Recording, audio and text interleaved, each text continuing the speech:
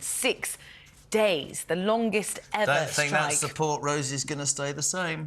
Well, let's ask the Sun columnist Trevor Kavanagh, who's Legend. with us now. Trevor, good morning. Good morning, Rosie. Trevor, Happy New Year. Happy New Year. Who is to blame for this? Well, it's difficult to put complete blame on either side here, but I do think that the British Medical Association, which is a trade union, not some grand-sounding medical committee, it is a trade union and it's a militantly led one. So I think that the pay claim of 35% speaks volumes. It tells you all about this. Nobody is really expecting a deal at 35%. Not even the Labour Party. Wes Streeting, the Labour health spokesman, has said that they wouldn't offer 35%. So it's totally unrealistic. I think what they've been offered so far, 8 plus 3 or 3.3%, say that comes to 11%, is not a bad deal at the present going rate with inflation coming down. And I think that with other nurses and other doctors, consultants, having already settled. Trevor, Happy New Year to you, my friend. Always good to have you on. My whole problem with this is the discrepancy. So it was almost... There was a stage last year when everybody seemed to be on strike. It was looking like it was going to be a general strike. Even those ridiculous train drivers settled. What I don't get about this is, and why I believe it's political, is nurses took 5 and 1,500 quid. Consultants took 13.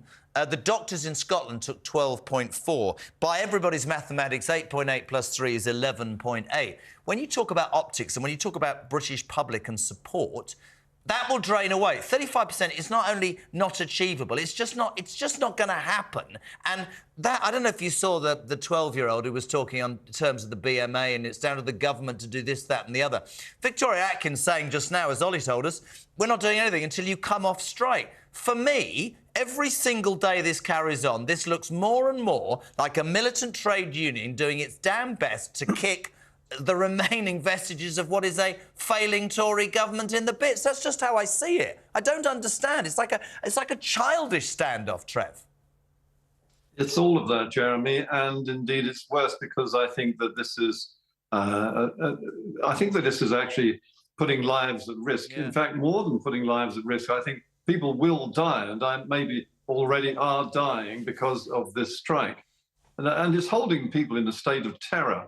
Those who are awaiting tests and results and treatment for life-threatening diseases, which, if not treated quickly, might indeed end up killing them.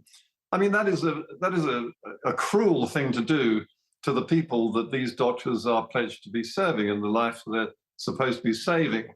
So I think that this is totally... what I find unbelievable is that there's any public support for this at all. Were they striking for, say, 15%, which is at least a negotiating position, perhaps there might be sympathy. 35% is preposterous, unaffordable, and simply not going to happen.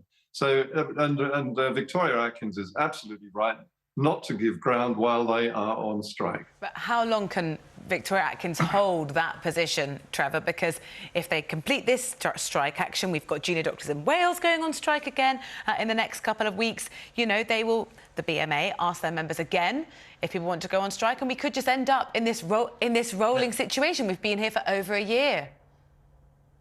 Well, I think that it's incumbent on Victoria Atkins to stay absolutely firm on this and give no ground until the strike is called off. She cannot be seen to cave in under pressure like this, which is totally unrealistic. And I think that public opinion will begin to turn as this strike moves into its second, third and fourth days.